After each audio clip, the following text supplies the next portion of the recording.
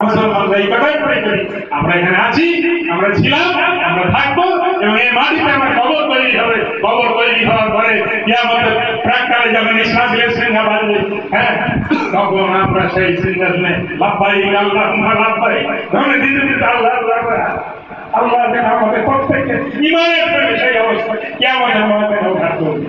পৃথিবীর করে চলতে নেই 20-30 মুসলমানকে এদের থেকে ফুটিয়ে উঠে যাবে আর আমরা উড়ে যাবো, অসম্ভব নয়।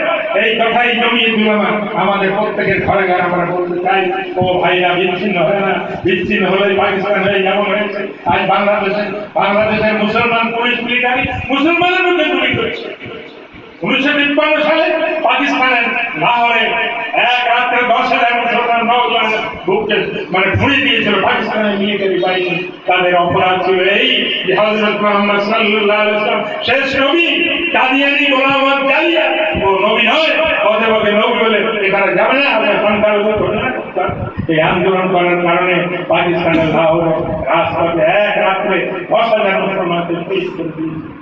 একটা আজান শেষ করতে গিয়ে 500 নওজওয়ানের বুককে গুলি করে পুড়ে দিয়েছিল পাকিস্তানের মিলিটারি বাহিনী। আজ বাংলাদেশে এই দিন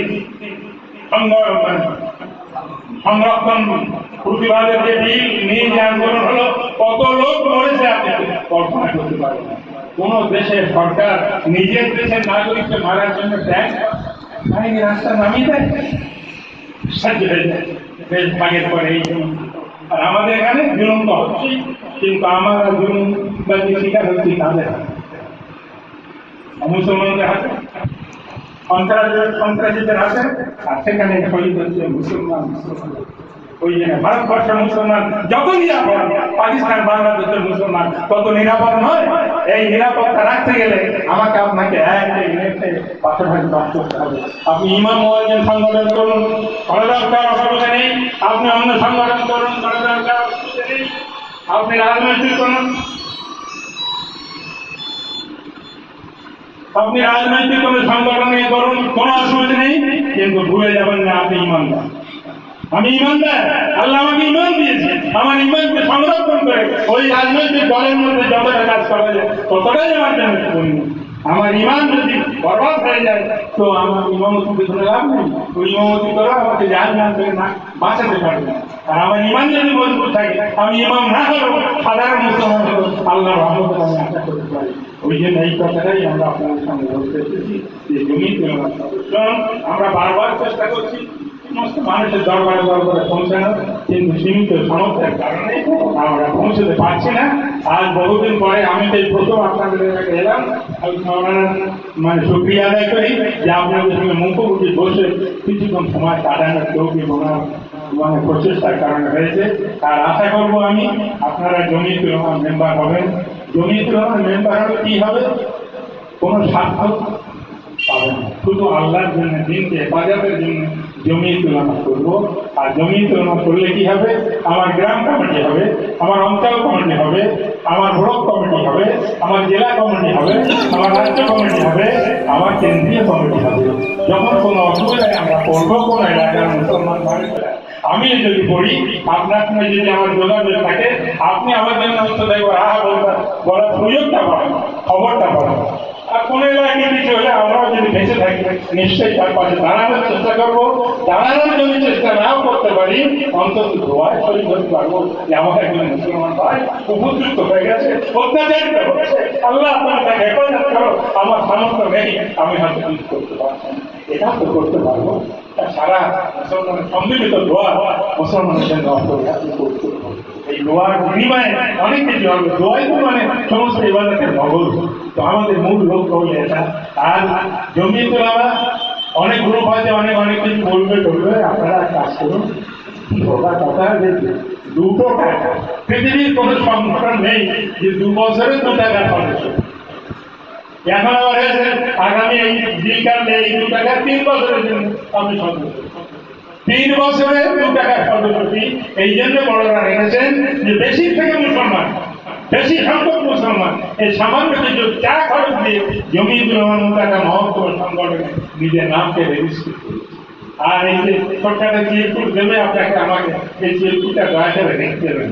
আসামের মতো পরিস্থিতি যদি হয় আল্লাহ হেফাজত করুন। এনআরসি আর সিএ এটা নিয়ে খুব ছাড়াছাড়ি হচ্ছে। আসামে 48 লক্ষ নাগরিকত্ব বাতিল করে দিয়েছে। সমস্ত সংগঠন একদম চুপ, কংগ্রেস চুপ, অন্য সংগঠন সব চুপ, কেউ ময়দানে হাজির ছিল না। জমিয়তুল উলামার 87 বছরের নওজোয়ান সভাপতি হযরত মাওলানা সৈয়দ আফসার মাদানী মাদ্দাজিল আলী, আল্লাহ তার হায়াতকে দারাজ করে দিন। তিনি সেখানে কেস করলেন, হ্যাঁ, আসামের হাইকোর্টে কেস করলেন, দিল্লির সুপ্রিম কোর্টে কেস করলেন, দিল্লিতে আসামের বুদ্ধিজীবীদের নিয়ে একটা মিটিং করলেন, তার জন্য 8টা এফআইআর হলো তার। আপনি আসামকে জানানোর জন্য এই সমস্ত অপচেষ্টা করছেন। আসাম সরকার 8টা মামলা কোনো ভয় নেই, আমার এই কাছে আছে, আপনার কিছুই করতে পারে না। আলহামদুলিল্লাহ সেই মামলা চলতে চলতে চলতে চলতে শেষ পর্যন্ত 19 লক্ষ মানুষের নাম এখনো বেঁধে আছে, তার মধ্যে 14 লক্ষ হিন্দু আর 5 লক্ষ মুসলমান। আলহামদুলিল্লাহ বলুন, 48 লক্ষ থেকে 19 লক্ষ, এটা কে দিন? তিনি থাকেন মানে যৌবন মানুষের একজন শিক্ষক বুড়ো হয়ে গেছে, নড়তে পারে না। এই লক্ষ লক্ষ মানুষের কি হবে না, কি প্রয়োজন ছিল তার? এটাই জমিয়তের কর্মীর কাজ। তিনি বললেন মানুষের উপরে জুলুম নির্যাতন নেমে আসে, আমি মানুষ, আমি ভারতবর্ষের নাগরিক, আর আমার সহকর্মী নাগরিকদের উপরে এদের বিরুদ্ধে আন্দোলন। লক্ষ কোটি টাকা তিনি খরচ করলেন, কারো কাছে সাহায্যের হাত বাড়ালেন, কেউ কেউ দিয়েছেন দয়া করে, কিন্তু আল্লাহ মসজিদ গায়ের যে সমস্ত ব্যবস্থা হয়ে গেছে আলহামদুলিল্লাহ। এখন পর্যন্ত আসাম সরকার, বিজেপি সরকার, তারা বলছে ওই এনআরসি আমরা মানি।